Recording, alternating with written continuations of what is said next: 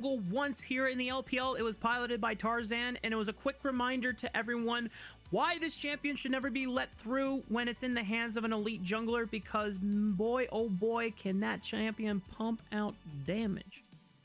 Yeah, we can also see the Jarvan banned away here by BLG, just again removing Jiejie's best champion of the split thus far. I don't think, I say that actually, yeah, we are going to probably see the Jace as the last ban coming through here.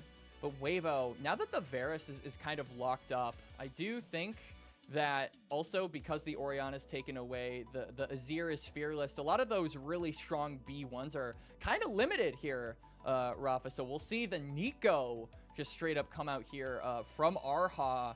This gives him, again, a few more opportunities to be more present around the map. We kind of highlighted that before we went into game number 1. We didn't really get to see that in game number 1, but Nico, obviously, with the minion wave tricks and being a much quicker champion in general, can make an impact, a splash into some of these solo lanes as well.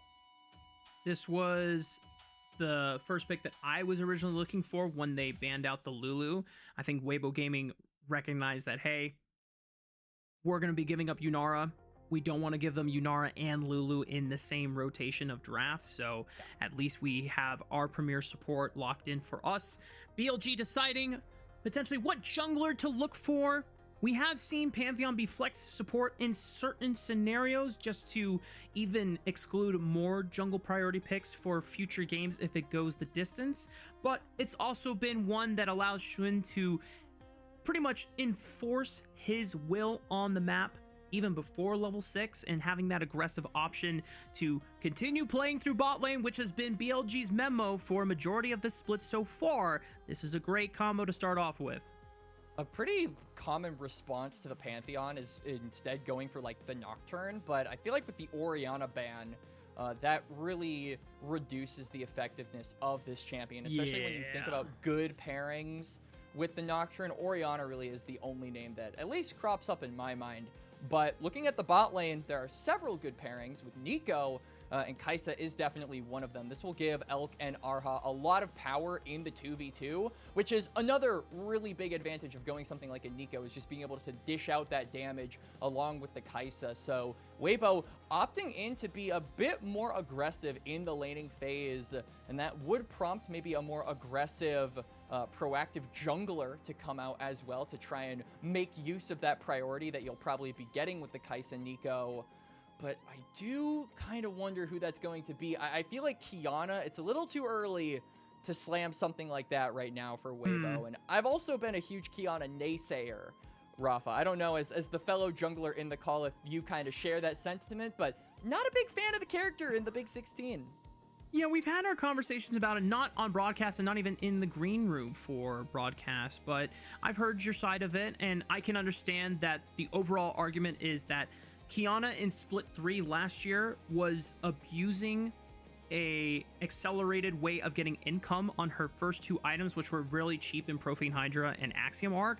She doesn't get to enjoy that accelerated spike anymore because a lot of other junglers with normal items are getting those items around the same time. So you, as an assassin, if you're not ahead of the curve, it's very hard to be useful. So I can understand that. But if you're him, then it doesn't matter what champion you pick, and you can just flex on him with the Qiyana. But so far, BLG are not concerned about a Qiyana pick. They, like you talked about, took away the Nocturne. They took away the Wukong. And with the Vi and Xin Zhao already taken off the table, Jarvan as well, your early game options as a jungler, you're looking at Lee Sin. Yeah. You're which I don't think you want to pick into Pantheon.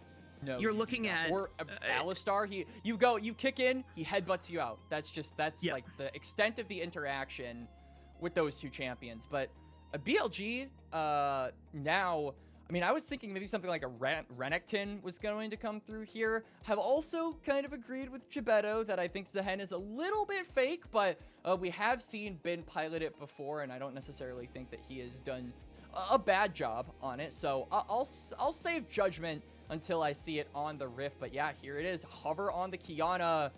Aatrox is going to be the lock-in here.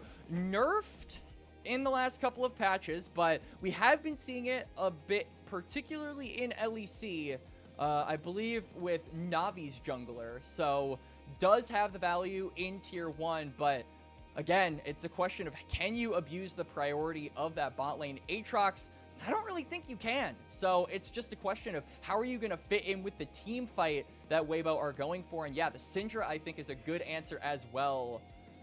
Sylas is actually not bad here. There are a plethora of good ultimates to steal. Yeah, so something that I found out about Knight when I was going through his champion history is that he actually played a lot of Echo on his come up with Suning Esports as well as Top Esports during like the first 2 years. So seeing that flash as a potential response to Syndra gave me a little bit of excitement, but at the end of the day, BLG recognized, hey, you know what? Neither Zehen nor Pantheon are true front lines, and we don't want to put on solo frontline duty this game. I think having something like a Galio to follow up off of a Grand Starfall or an Alistar Engage, or hell, even a Zehen Grim Deliverance is a great way to continue adding more meatballs in front of Viper's Yunara to carry out this fight. When I look at Weibo Gaming's final composition though, Quacks, you're relying a lot on not just this Sion, but also this Syndra to make space for you after your initial engage or your initial counter response from this Pop Blossom. And the thing that Aatrox brings to the mix, I was kind of with you on the fact that maybe you wanted something that could be a little bit more aggressive early on, but because a lot of those prime early game jungler options were not available. Yeah. Aatrox in this current form, I think is more of a scaler.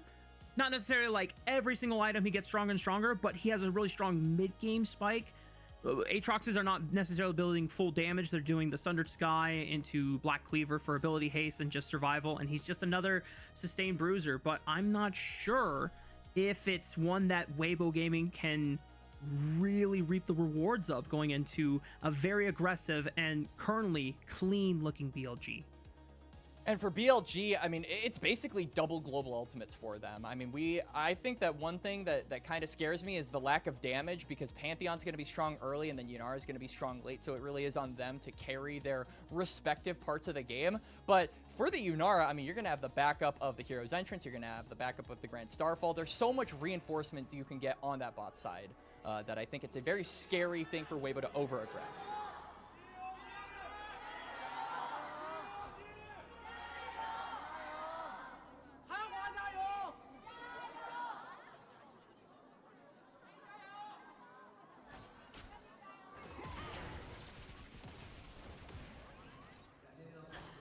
We're instantly greeted back to game 2 of this series with the wondrous sounds of Gyos from both rosters, fan bases. Taking a look at the runes and masteries. Like the first strike take from Xiaohu on the Syndra, because he knows that at least in the range versus the melee matchup, he should just try and farm as much gold as possible so that he can scale up as fast as possible. I do want to quickly shout out Quacks. We've been seeing a lot of promo for the new Galio skin. And this one, I think it's super well deserved, because even Knight is bringing out with a little chroma flair to it. This thing is like a Gundam, and that is so cool. Yeah, the skin quality like is absolutely insane. It's been going up so much year after year. Yeah, it looks absolutely insane. My dad actually used to play League, and one of the biggest things that surprised him when we went to MSI last year was just the straight up quality of the cosmetics in the game now, because we kind of started playing when Shamrock Malphite was like an average skin, right? When Broccoli Malphite was like, you know, looked at as like, it's not good, it's not bad, it's just whatever. Ooh. But look at it now compared to some of this stuff, it's like night and day. Xun detects that Jiejie is invading him. Wait a minute. Hey? Xun might be forced to flash. I mean, that's all the Darkened Blades being expended. Xun is going to hold on to his flash. Goes back in with the stun from his W. On, can he get in range to look for a headbutt pulverized combo? Neither mid laner can move at the moment, so Xun just might be straight out of luck on this Krug, but he will commend or can use his smite just to at least secure one camp away, but he does have to lose out on the red buff. And I mean, I was not expecting an Aatrox to be this aggressive this early on, but like you said, Quacks, Weibo Gaming trying to use the bot lane push prio to be able to get in there. Mid lane as well, because it's a range versus melee matchup. I like the moves here from Jiejie. I think that this is really when he's in his element, when he's able to be aggressive in the opening minutes of a match. Regardless of champion, he is still cultivating that style very well. And also, to rub salt in the wound, Erha able to steal away some of those very small Krugs, which give you the most amount of gold. So Shun is only going to be able to grab one longsword upon his return back to the Rift. Meanwhile, Jiejie, he goes back to his entire bot side encampment and will probably have a pretty big item spike as soon as he recalls. It's like Shun is trying to at least just get vision control. I have no idea if that's how that works. But Shun is making sure that he is counter jungling some of the camps that are spawning in Jiejie's top side jungle. The Raptor camp hadn't spawned yet, but he at least gets the timer for its second respawn. He's taking the Krugs now, while Jiejie fully clears out his bottom side jungle. Shun cannot stay for the Raptor camp. He's going to get spotted on this Pixel Ward as well from the Phallites. So, I mean, at the end of the day, he denies 1 for 1 from Jiejie, but he still has to take his full blue side camps that have not respawned. So he's going to be behind on experience going into the 5-minute mark here. And look at the way that Jiejie is actually moving. You can see pings coming through to take away the respawned Raptors. So Jiejie, he isn't looking for a 1-for-1 trade. He's looking for a 2-for-1 trade, but he gets spotted on a ward, and On is looking for a flank potentially onto him. As soon as Knight moves, you know something's coming, and On commits the flash to make sure that he can get the headbutt pulverized. Didn't even need to use the flash. My mistake. It's just BLG punishing an overextended Jiejie. And Xiaohu is walking up as well. His support is behind him, and On doesn't really have reinforcements, so there's no possible re-aggression coming out here from BLG, but it felt like a bit of greed there from Jiejie to try and look for those Raptors, steal something back in return, and he ends up getting punished for it because of that ward placed on the bot side mid-bush. No, like you said, summoners needing to be expended, so just a quick little pick-me-up for Viper to get first blood. And that is probably one of the 2 people you do not want to give an early gold lead to, especially considering Weibo's game plan for this early start was to allow Elk and Erha to have the push on this bot lane, which they still will, but now Viper no longer nearly as threatened. Weibo Gaming still have the first roam over to the Dragon. And Shun cannot get in unless he flashes. Oh my goodness, that was a big gamble. He does not get the Dragon. Jiejie does secure it. Heroic entrance from Knight allows him to reposition with the rest of his team, and Weibo are now trying to threaten for a re-engage in the river. Oh, flash from On! Right into the taunt! What an alley-oop from BLG's mid-support combo! The rest of Weibo Gaming are forced to retreat. I feel like Weibo had no right overstepping their bounds to try and look for a re-engage. On didn't use any of his engage tools. He still had his flash, and that is exactly what happens. On flash immediately alley-oops into the rest of his team. Like you said, they get themselves a kill. Viper also has double buffs on this Yunara. Going for that fight felt like a little too hasty from Weibo. I feel like you just get the Dragon and you kind of take the win and move on, but they over-aggress, they greed yet again. And that feels like a theme that is already starting to mold here, Rafa. Nice single bars from Erha, though, at least stop Shun on the initial entrance. Does not have to burn a flash to get out alive, but is now low on HP. Shun is too, so he's not going to be able to stay for the dive. And On is nowhere close to level 6, so they cannot threaten Elk under this tower, but the pressure is starting to surmount from BLG as they look for more and more plays against Weibo. You can see that Knight as well picked up that kill on the bot side as On is wrapping around here. Elk does now have level 6 plus the flash, so yeah, I think that's going to be maybe a little too risky for On instead. Maybe I'm wrong. Oh, God. A little dicey there. We were both ready, but Elk will clutch onto his flash and ghost and stay calm under pressure. Yep. And now Knight, I mean, the wave pushes back. He'll be able to get a reset here, but I mean, he got that kill. He's not going to be able to spend that to be just a little bit better into the matchup of Syndra. We can see that Xiaohu indexing to go for those boots, so won't have a big necessarily damage spike against the Galio. This will allow, I think, Knight to be a little bit more competitive when going for push. And if Shun, especially once he gets to that flashback up, wants to look for some type of an aggressive play while his Galio has ultimate and is really tanky at this point in the game, I think that is certainly an option for BLG down the line, as Grub's intercepted here by Shun. He's actually going to get the remaining 2, so big advantage for BLG. Erha might be forced to flash over the wall here. Does flash the Arc of Ruin, gets tagged by the slow, but he is alive for now. He's nowhere close to level 6 since he has now been forced out of lane not once but twice in recent memory. Shun? Oh, you gotta... Okay, there we go. 2 grubs awarded over to BLG since Jiejie snuck in and took the first one in the pit. Knight and On trying to move around and see if they can catch this Aatrox. World Ender is available, so is Unleash Power, but Xiaohu only has a Lost Chapter. Not that much damage behind the full combo. Jiejie wants to step up. Darkened Blade 1. Already used 2. World Ender. Okay. Elk pops the Killer Instinct, looking for his former jungler, and yep, Elk will be able to get his first kill of the game, and Weibo Gaming find an entry into this red side jungle.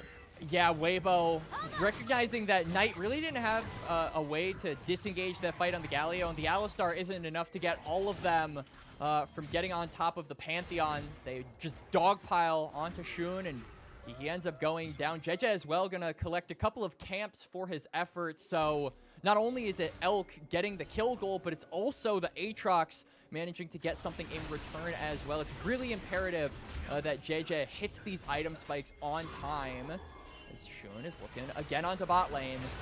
There's no flash on this Nico, but man, another great Tangle Barbs, and Elk saying, yeah, nice try, bro. Try again. Oh, On definitely will try again. There's another thumbs up as Elk is forced to flash away from the headbutt pulverized combo. Heroic entrance over the top just to guarantee the dive goes well. And Elk is really appreciating all the fans coming to the bot lane saying, listen, I can sign autographs all day if you want me to. But now, I mean, it forces Jiejie to kind of abandon his camps and make sure that Elk isn't going to get completely dove by 4, but it might not be enough to stop them. Jiejie forced to flash away, and Elk still no summoner spells on his side either. He's going to have to give up this entire wave to the turret because he cannot get back in range unless Weibo Gaming want to force a fight now that a couple members from BLG are recalling. Not going to be the case. Yeah, and all while that's happening, I mean, you can see Xiaohu in the mid lane managed to get a little bit of gold, so we'll recall. I wonder if this gets him to his first item on the Syndras. That is a pretty big spike for that champion. Just being able to dish out some of that damage onto the more bruiser slash squishy members of BLG. Instead, actually, he's going to go for the Blackfire Torch. So he's going to get that spike, and now Knight is going to have to run away. This won't make trading into the Galio, I think, any easier, just because that Visage is so good at being able to tank up any of the punish that Syndra brings down on you. But it will allow him to be a little bit more threatening with those pick tools on the Scatter the Weak and toward that backline with his ultimate. So much. Oh, On with another pulverized flash onto a flashless Jiejie, and Knight is right there to follow up on the play. The taunt scatters Weibo Gaming members. Erha forces the pop blossom for a re-engage. Elk is back into the fray with the Killer Instinct. They're able to trade one.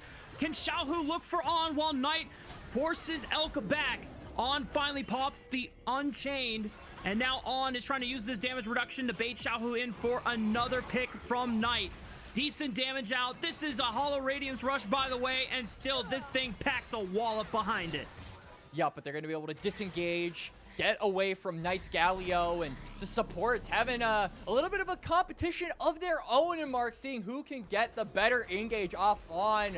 You know, finds the pick and manages to start up the fight, but then Erha with a huge Pop Blossom manages to match him, go band for band against one of LPL's most legendary supports. The initial play starts off pretty woe and doom for Jiejie, but then the turnaround, as you called it, Quacks, Erha with the Pop They don't Blossom, focus down and that's... Erha.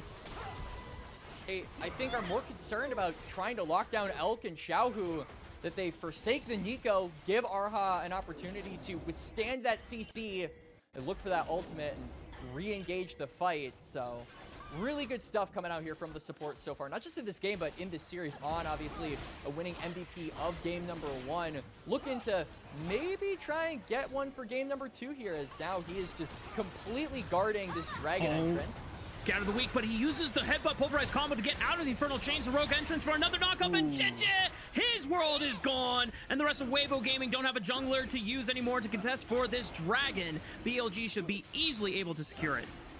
Yeah, Jiejie is having a lot of struggles on this Aatrox jungle so far, just because it's so difficult to walk into this area. Oh, great scout of the week, though, from Xiaohu, and flashing away. Unleash power says good night to Shun, and Elk picks up the kill. What a flash from Knight, 3-man taunt into the Justice Punch, but no one can get through the choke. And Erha with the Pop Blossom doesn't hit anyone, but it prevents BLG from being able to follow up on the play. Always a great attempt for Knight, but Weibo Gaming hold their formation strong, and they're looking for the follow-up. Gets dropped. Elk! Xiaohu picks it up. Elk is able to get his revenge on the Viper, and Knight is forced to flee. And Knight looking to run away. Xiaohu is going to be able to catch up, but he's face-checking. No! You're face-checking, Xiaohu. No! Oh boy, Knight gets the better end of the old man in the mid lane, saying, all right, Tiger, get back down in your cage. Yep, get your eyes checked, old man. Knight picking up a kill to end that extended fight, but still a really good engage there from On. A good follow-up from Knight, and Weibo with the counter punch of their own.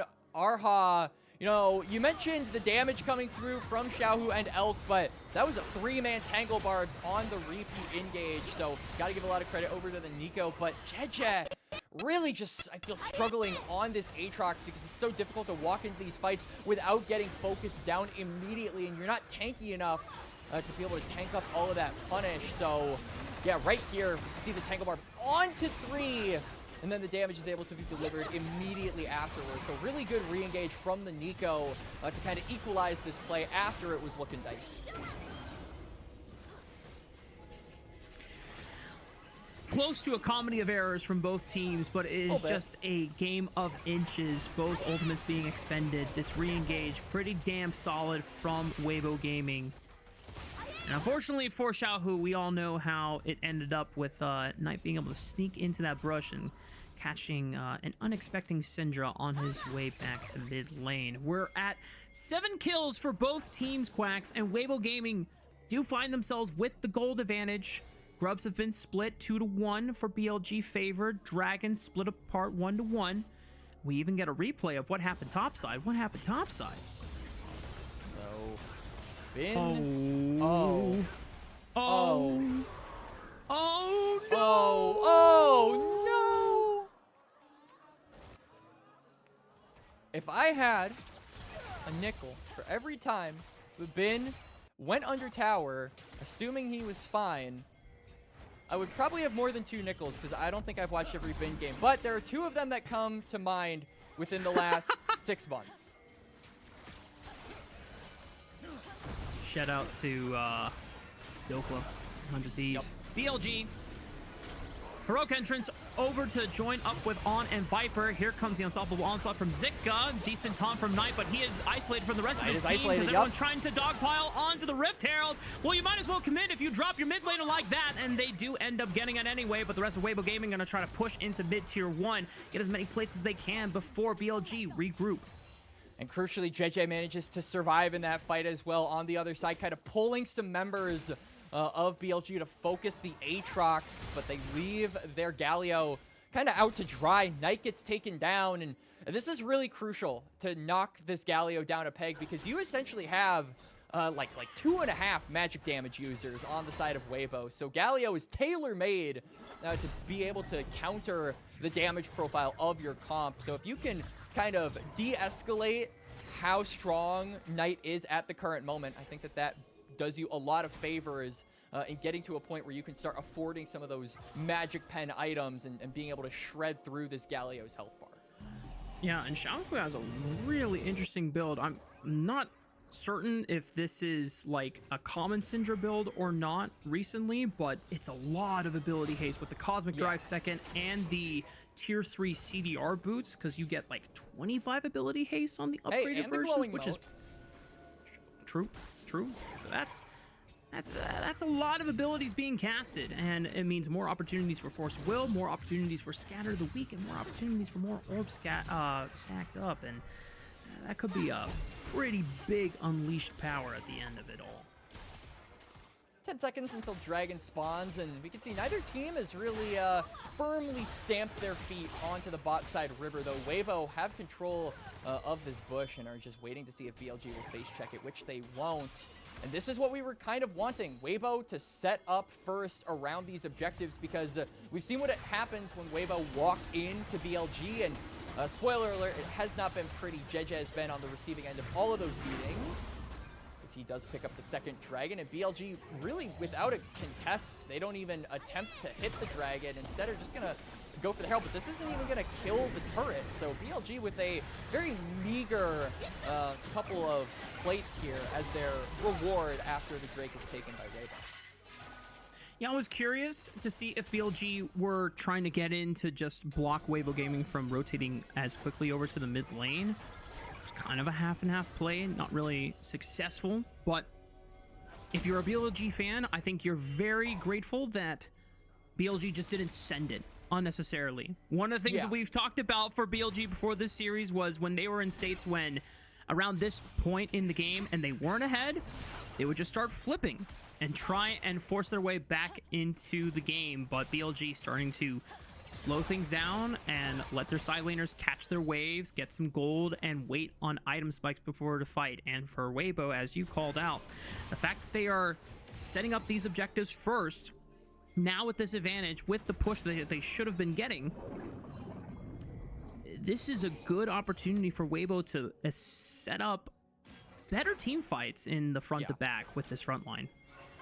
And also, I think for BLG, like, that patience is really going to pay off, because Viper is at 2 items, right? Once he gets 3, that really is kind of the standard staple consensus on when Yunara gets really, really strong. So I think once Viper hits that item spike, we might be able to see some BLG tomfoolery, but before then, I really don't want to see BLG looking for these fights. If that means you have to concede space around this dragon, then honestly, so be it, because I do think that this is kind of the moment where Weibo can start putting their foot on the gas and looking to be the aggressors in this game.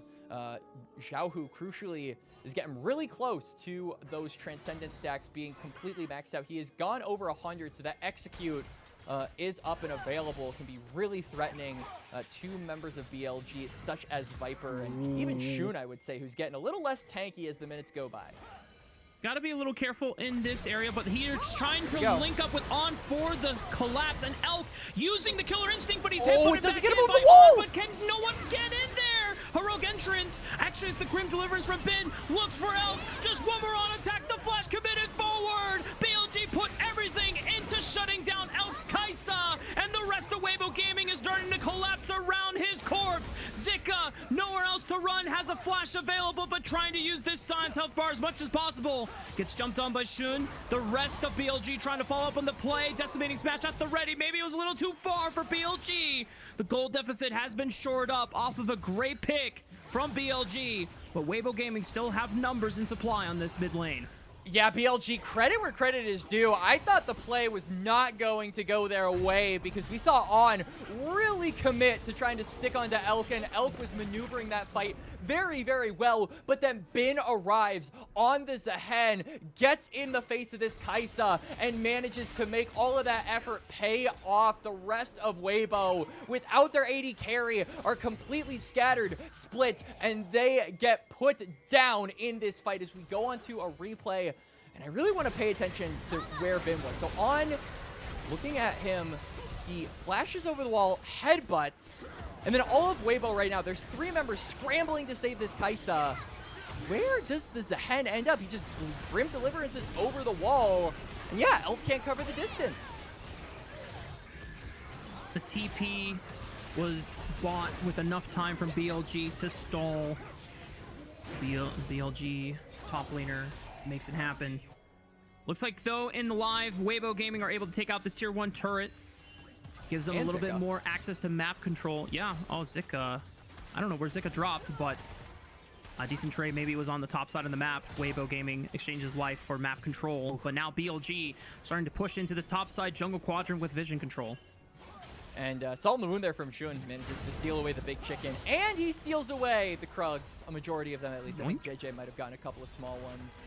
That's just wounding the jungler pride right there. It's not even about the gold or the experience at this point. It's about the pride and like saying these are my camps. Sometimes those camps are small mental victories. Like, yes, I stole it away. Well, I'm the better jungler. Those ones are small mental victories. Scuttle Crab, that's a big, not only mental, but like spiritual victory as well. Like that, that transcends just the mental. According to Cloud9, that has been their main game plan. If we don't win Crab, GG. And you they're know 2-0. They're 2-0. Maybe LPL should take a page out of the book of Cloud9's teachings right now. But Weibo Gaming, they're the first ones to the 4th dragon of the game.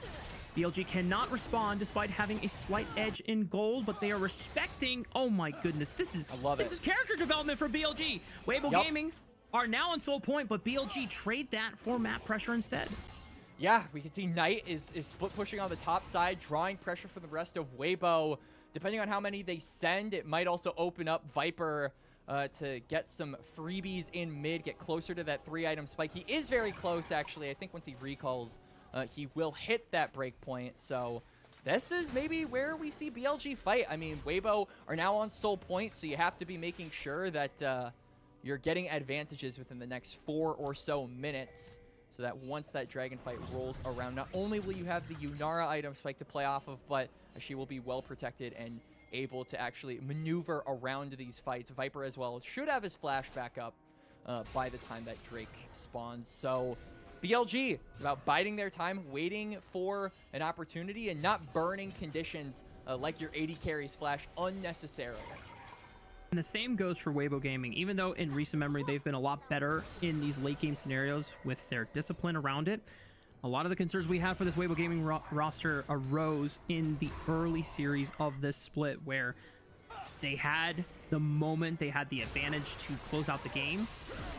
And it was their late game decision mistakes that costed them what could have been wins. There was an attempt made by On to try and lock down, I'm assuming, Erha in the mid lane, but did not really happen. So Weibo Gaming are going to be able to re-establish vision control at least around this mid lane. You can see that Knight on this Galio is maybe looking for some kind of a flank angle, but Weibo are going to sniff that one out. They're not going to give Galio the opportunity to look for that kind of a play at the current moment, and instead, teams are just going to cordially pass by one another. And we've kind of entered a lull state here, which is very uncommon for a team like BLG, who, I know we've said it so many times on this broadcast, but who are really just prone to fighting at every opportunity, making plays that can get them into a position to actually fight. And I think that this has been like the big thorn in BLG's side for quite a while. A lot of people have said that the mechanics on this team are extremely good, are second to none, as far as caliber of LPL teams go overall, but the macro has always been a concern, especially when you look at this team internationally, I think, to be exploited. It always is kind of in that macro sense. So a sense of direction, a sense of what to do post 20 minutes is needed if BLG really want to return to the heights that they saw. And for Weibo Gaming on the other side, they are starting to try and show their power once they have this lead. Jiejie trying to jump on the Shun, but there is no damage done. Just an excellent use of that Aegis Assault, and he blocks all the incoming damage. And Jiejie on this Aatrox, we said it before, 2 items should be the strongest point for an Aatrox jungle at this point. Gets no value whatsoever. Now Weibo have to flip on this Baron, even without a smite from their jungler. Yeah, Weibo, I mean, they can look to try and fight here, but On still has his ultimate, so he can just play bodyguard here for so long. Knight is also on the side, so he's ready to ult in if things go dicey. Zika's trying to create space right now, but as long as you just get it down to critical moment, Shun can secure the Baron with the smite. Erha on the left side looks for the pop blossom into the back line. Viper might be in trouble. Viper is executed by Xiaohu, but the heroic entrance from Knight allows him to reposition and replay with his team. Bin is getting dropped low, but doesn't die quite yet. Great scatter of the week. Looks for the killer instinct, finds the Zahan in the back line, and now Elk has to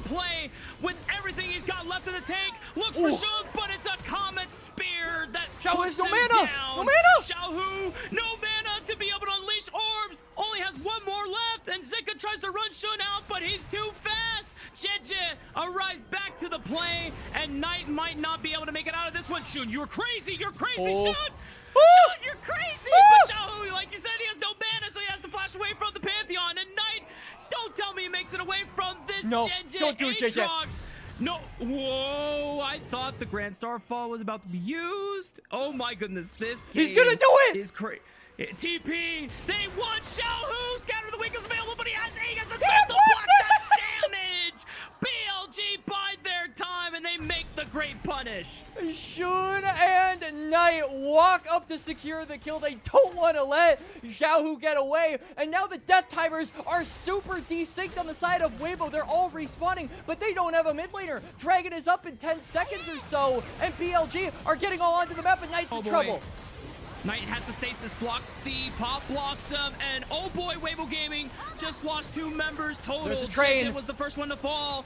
Zika arrives with the unstoppable onslaught, and Elk is able to burn down On's Alistar, but the dragon has spawned Quacks, and Weibo Gaming now, once again, they don't have their jungler up to contest for this objective. Yup, they don't have an Aatrox. They are completely in favor of getting this Drake, denying the soul from Weibo, the win con that they were holding on to hope that they would get. Now Baron is available for them as well off of respawns, but I believe it's only Shun and Knight holding on to that buff, so does remove a little bit of its power. Huge extended, like 2 fights for the last 3 minutes, Rafa, but BLG getting the Baron and denying the soul, those are the 2 crucial things that happen. Take a look back at this fight once again. Bin trying to just bait out cooldowns from Xiaohu and able to buffer the Grim Deliverance over the wall through the Scatter the Weak. Bin gets a majority of his job done, and the fact that they secured the Baron is just surviving with as many members as possible on the way out. Even in this, like look at Xiaohu's mana at the start of this fight, by the way. If my Syndra has more mana, I think we might actually have like a huge chance at being able to turn the tide of this one, but Xiaohu just has to be so conservative with when he's actually using spells. He's not able to just chuck them out on a whim, and it does result in him getting gradually lower as the fight goes on and not able to finish off a lot of these kills. It's a huge extended fight, but like you said, BLG, they get the Baron, even if it is only on 2 members, and they deny the soul. So now, what are they going to be able to do for the next couple of minutes? Because that soul win condition is still very much alive, and Weibo weren't without their own inflection of gold. Elk is still very strong on this Kai'Sa, over 4 items, working on his 5th. You can see that QSS also in inventory is going to make him a lot harder to lock down in these future fights. BLG have clawed their way back to a gold lead at 31 minutes. 3.5 thousand might not seem like much at this point in the game, Quacks, but Weibo Gaming, the haunting of a late game discipline error has come back in full force with back-to-back moments where Jiejie starts the fight way too early, gets caught, allows BLG to get the Baron, and then is caught again, denying what should have been a Hextech soul. Zika forced to use the Unstoppable Onslaught just to escape what was a pull from BLG and trying to make this pick. Tier 2 turret falls. Xiaohu makes some space, and Weibo Gaming are starting to slowly lose grasp on this game. Shun looking for Erha. Weibo Gaming right behind him. The Infernal Chains will pull him right back into the Decimating Smash. Shun gets dropped and loses the GA. Weibo Gaming, can they follow up? Erha reading the Pop Blossom. Quick flash from Shun. Now On's into the back line. The heroic entrance is set up for a massive knockup. Jiejie caught out once again. This Aatrox has got no value whatsoever, and BLG are punishing every single time. The rest of Weibo are down to 3. What can BLG do for the rest of the death timers here? They don't have a Baron buff up, and Xiaohu is still available, but I don't think the wave clear from him is going to be enough to stop BLG from at least knocking down this inhibitor in the mid lane and potentially moving on to the top side, as that wave is also incoming. Bin working in that lane to try and free space up over there. But yeah, these fights are just so difficult for the Aatrox to play out. He's not tanky enough, really, even with the World Ender, even with the extra bit of healing that you get off of popping that ultimate. He isn't in a position where he can actually withstand the pressure that BLG are constantly putting on him. and it feels like a lot of the damage is solely reliant on Elk and Xiaohu, but Elk is constantly being aggressed onto by BLG, so he's oftentimes forced to play defensively. These threats from Weibo aren't able to unleash. They aren't able to find these angles to fight the way they want to, and BLG just keep moving forward. I think the last hope you have for Weibo Gaming is the fact that Xiaohu just picked up a death cap. Mana problems were at an all-time high in that Baron fight. That could have been crucial turnaround for Weibo Gaming, but now that he has this item, he's packing way more firepower. It's scaling off of the extra ability power that's coming in from the rest of his items as well, adding to the bonus. Weibo Gaming have to trust in their backline to be able to carry them through a comeback. And BLG are starting up the Baron once again with all 5 members of Weibo ready to collapse. Knight pushing on the bot side, has TP ready. Blast Cone already expended by Bin. They immediately peel off the Baron. Jiejie's over the pit. I think they're just going to try to focus onto it, but the rest of Weibo are here. On's on Zika! That's not the target that you want! On goes down for nothing! Weibo Gaming are able to collapse onto the support, and now it's their turn to maybe look at the Baron. But there's a super minion wave pouring through mid. Knight already collapsed in using the teleport. Weibo Gaming have gotten a variety of spells already burned by BLG. You can just take it slow and go towards the Hextech Soul that is now spawned. It's 4v5. Knight is really the only solid frontliner that BLG have at this point. My eyes are on Viper. He's got the flash. He's got the transcendence. It's his time to unleash.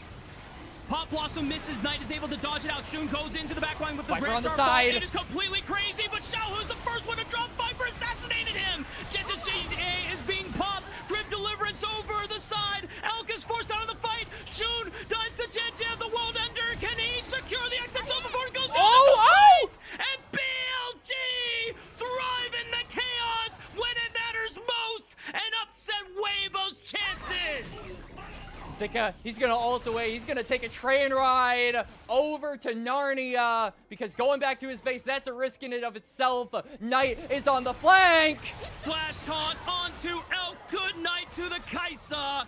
And BLG are going to take this wave, push it into the base. We'll see how far they can go. On is preventing Zika from being able to base. I don't know if it will be enough for BLG to end the game, but they're going to try, Quacks. They want to look for the sweep. They want to start off this final last 2 series off strong. Bin takes out the last Nexus turret. Erha takes out one. Knight and Bin just have to hit. You have to let them hit. Erha can't do anything to stop them. Bin is playing with fire. Jiejie has respawned with World Ender. Can't look for it. BLG sweep Weibo 2-0. Certainly not the clean game that we saw in game number 1, but like you said, Mark, they thrive in the chaos. Those last couple of fights were absolutely chaotic, and BLG get the 2-0. And the correction wasn't Weibo trying to rewrite what happened last time and get revenge. It was BLG saying going to game 3 was a fluke the first time. We're going to close it out cleaner and with less games. If you're a BLG fan, this is a good sign. Weibo Gaming fans, this might be a bit of a depression point, but this is what I'll say. I think the fact that BLG had a really strong start on the bottom side of the map in game 1, Weibo tried to make good adjustments going into the second game. I'm still not sold on the Aatrox pick, but regardless of the jungle pick, the execution of the game plan of what they were doing, I think was overall sound from Weibo. And I don't know, Quacks. I think it came down to just really minor things from Weibo, and unfortunately it was something that I thought that they had gotten rid of or they cleaned up a bit when it came to late game discipline, but just those couple times when Weibo forcing the fights a little too early and not able to burst through the target that they're jumping on, instead loses out on their jungler of all people. And the Baron into Dragon, not good. Yeah, and you were saying, I'm going to take it a step further and be kind of your brutal honesty translator here, Mark. You said you weren't really sold Good on cop, the bad Aatrox cop. jungle. Here we go. Yeah, Aatrox jungle, like, I don't think anyone's getting sold that product is being recalled, taken off the shelves, and like completely investigated, because I'm never gonna be sold on that pick. Like, since the nerfs, I think Aatrox jungle has been just really horrendous, and I do think that there were some moments where it looked good, particularly toward the last couple of fights, but at that point, it was just too little too late. Like, the damage had already been done. It had gotten knocked down so many times because BLG were the ones setting up for the objectives, forcing the Aatrox to face check into an Alistar, into a Galio, and that is just something you cannot afford to do on a champion like Aatrox, who is so reliant on being able to look for prolonged fights and get those resets off on your ultimates. He was never able to do that. So I feel like BLG playing the game, particularly playing the map, quite well, even if the fights were sloppy, and even if those last couple were really, really messy. I do think that BLG, while I wouldn't call it a clean game by, you know, any means, or at least most of it, I wouldn't call it a clean game by any means. I do think that setting up around the objectives was a huge bright spot for this team, not just in this game, but in this series in general. I felt like they were much more proactive than Weibo around those contested areas. I do feel for Elk in this series. You could tell that the flash forwards in game 1, he was so dead set on trying to find ways to uplift Weibo by himself to get back in this game after a super huge deficit early on, being the target of BLG's ganks early in the first 10 minutes of the game, almost being picked on and cyberbullied a bit, and then the second game, he's gifted his Kaisa, he's gifted kills, he's able to follow up on plays, and he tries to look for heroic moments in clutching out the series for Weibo Gaming, and it's just unfortunately not enough. There's moments where, oh, if there's just a little bit extra juice, if there was a little bit of extra better follow from the rest of his teammates, that Baron fight, if Xiaohu has more mana, that could be a turnaround. That could have been BLG getting the Baron, but then losing all 5, and then Weibo Gaming coming back into the game. They take the Hextech Soul right off the get-go, and they're the ones in the driver's seat. And instead, we're looking at a game 3, and we're on the broadcast for a little bit longer, Quacks. Yeah, and I do think that a game 3 between these two teams would have been a lot of fun. Like, I felt like the scrapping between these two squads was definitely the high point of this series, as we will definitely see from the highlights of this game. But, you know, you were talking about Elk being able to try and kind of lift his team up and bring them toward a game 3, but I also have to give a lot of credit over to the other AD carry of the series, Viper. I felt like in game number 2, one thing that we have been requesting from BLG, one of our biggest question marks, was how is a team who has kind of operated around their top side and the assumption that their bot lane will just kind of weak side for so long, how will they be able to kind of redistribute those resources for a player like Viper, who is so used to having the ball and being able to deliver a slam dunk? And I feel like we saw that in game number 2. When we are BLG, we're not opting to fight, we're instead waiting for our Yunar to have flash, our Yunar to have the 3-item spike. That to me signals that BLG are going through the character development that we talked about, learning the best timers for Viper and when to play around him. And I do think that that was a thing that pushed them over the edge in game number 2 for allowing them to win some of those late game fights, because Viper was being played around, because his conditions were the thing that BLG took into account when deciding to fight. You'll love to see it. If BLG is going to be one of the top representatives from LPL going forward in internationals, then as an overall fan of the league, I want steel to sharpen steel here while we're in the regular season. I want the best, and only the best, to be consistently challenged while we have time, before we get to First Stand, before we get to Split 2 and MSI, before we get to Worlds later on this year. The fact that we're seeing this evolution at least play out early on here in Split 1 doesn't guarantee anything. LZK is still a very strong region to compete against, but it gives me a little bit of hope, Quacks. It gives me that at least our top LPL teams are taking the right steps necessary to progress to a point where they can legitimately challenge and hopefully win against LCK teams. Yeah, and I think that BLG, like, when we look at them from an international lens, a lot of people are expecting this to be the international representative for the LPL.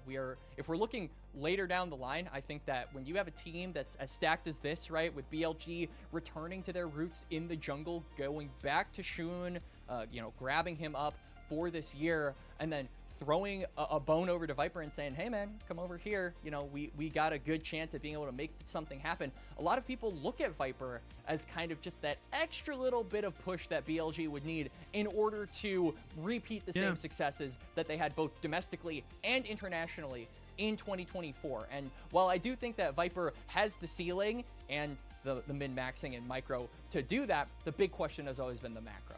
Right? How can this team direct themselves post 20 minutes? Because LCK teams famously have been able to kind of exploit that, right? It's what we have seen, particularly over the last year and a half. And so I think if we are seeing the development, not only from being able to play around Viper and distribute the wealth over to the bot lane, which is very uncommon from what we have seen from BLG, but also the decision-making in real time from BLG improving as the year goes on, that is something that I am looking at, because those are the two things that will legitimately give them a shot against the LCK and give them the ability to fill the shoes that everyone has kind of laid in front of them, which is that international representation, which is maybe some international wins, and which is that domestic dominance. Yeah, well, while we have some time, since we're debating whether we wait all the way until through the interview that is currently on stage before we get to see who our player of the game and player of the match respectively are. We can pull up the standings though and give you all an updated look on how everything has never mind, we'll get that updated shortly. Quickly. But the big thing that we'll be going over is looking at the remaining series, or the series scores that will be now in place for Group Ascend. We already knew that Anyone's Legend and BLG, with a previous series score of 6-2 and 5-3 respectively, they had already secured our first two spots in our direct playoff spots from Group Ascend. There's still two more spots to acquire. More than likely, Jiejie and Weibo Gaming are on track to get them, since they are effectively one series win away from getting them. That being said, Top Esports could try and push for one of those spots at the very end. And when we look at the remaining schedule, which I do have pulled up so I can kind of rattle them off to you, Jiejie plays against IG, a team that they have yet to beat so far this split. And since Demacia Cup, with these two rosters, we'll see if Jiejie can finally break the IG kryptonite, or if IG will find the third series win of the split. We also have Weibo playing against Anyone's Legend. For Weibo Gaming, this BLG series, since they were kind of close, and statistically Jiejie had beaten BLG both times, and we did the whole like transitive properties, we should understand that Weibo Gaming should be favored against BLG, but BLG came in with a much cleaner look than they have for the past 3 series losses that we saw from them in recent form. Jiejie have one more series against Top Esports, and Weibo Gaming have one more series against IG. So things are up in the air, Quacks. Yup. And it's LPL, so, anything can happen. And I'm excited to see kind of what the future holds as we do start to round the corner and really think about those playoffs. You can see, just not even in the Ascend standings, but even in Perseverance and Nirvana, things are starting to kind of chisel out on who we're going to be seeing for playoffs. And I'm really excited to get the best of 5s underway, because those are always a super fun time, especially with the Fearless implementation that we've had for the past year. I think that best of 5s are such a good time ever since that has been a thing. As player of the game, going over to the one and only, what is this? It says his 8th. This is his 8th MVP. Yep. That is absurd. I think he's leading the league right now, because Tarzan has 6 or 7. Don't do it. Anyway, it was too late. It's Sorry, too good. chat. I can't not do it. God. You walked into it, man. Listen. I did. Player of the match. Well, it has to be Knight or On at this point. And low-key, this Alistar performance from On was still insane. It was still insane. He did die one time, which was kind of crucial not to do so, but he gets player of the match anyway. The legend. Yep. Nicely done. Dude, this was prime On being on display. Yeah, for sure. On with 2 really good games, and I mean, for me personally, like On is a player who I think like back to I think we can kind of draw a comparison to Erha here, because Erha, obviously this is his first year really in the LPL. And when On joined, he was a guy that was kind of under the tutelage of Sword Art. I think a lot of people remember when he got his start up and he was kind of sharing the spotlight with another legendary support. It was kind of competing against him in his own right.